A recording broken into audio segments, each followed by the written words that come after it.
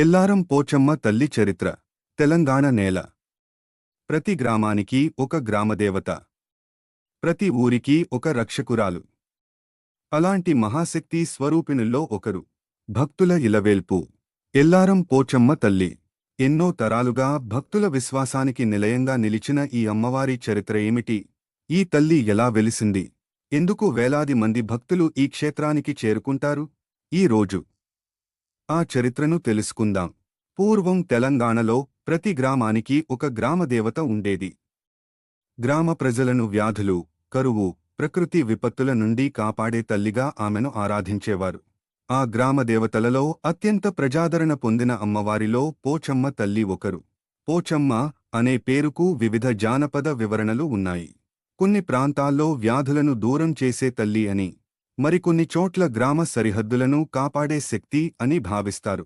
ఎన్నో సంవత్సరాల క్రితం ఎల్లారం పరిసర ప్రాంతం దట్టమైన అడవులతో నిండిపోయి ఉండేదని పెద్దలు చెబుతారు. ఒకరోజు గ్రామానికి చెందిన ఓ కాపరి తన పశువులను మేపుతుండగా ఒక ప్రత్యేకమైన ప్రదేశంలో గేదె ప్రతిరోజూ తనంతటా తానే పాలు కాచడం గమనించాడు. ఆశ్చర్యపోయిన గ్రామస్థులు ఆ ప్రదేశాన్ని తవ్వగా ఒక పవిత్ర శిల ప్రత్యక్షమైందని స్థానిక జానపద కథనం చెబుతుంది.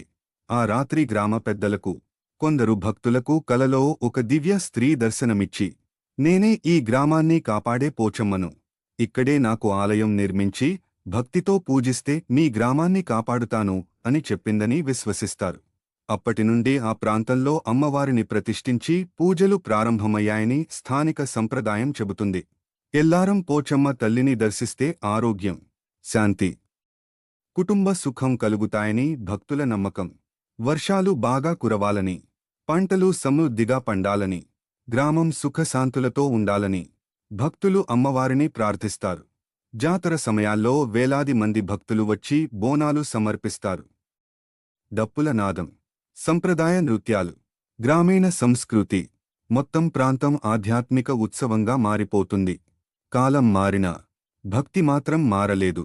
ఎల్లారం పోచమ్మ తల్లి నేటికీ వేలాది మంది భక్తుల విశ్వాసానికి కేంద్రంగా నిలిచింది. ఈ ఆలయం కేవలం ఒక పూజా స్థలం మాత్రమే కాదు, తెలంగాణ జానపద సంస్కృతికి ప్రతీకగా నిలిచిన పవిత్ర క్షేత్రం.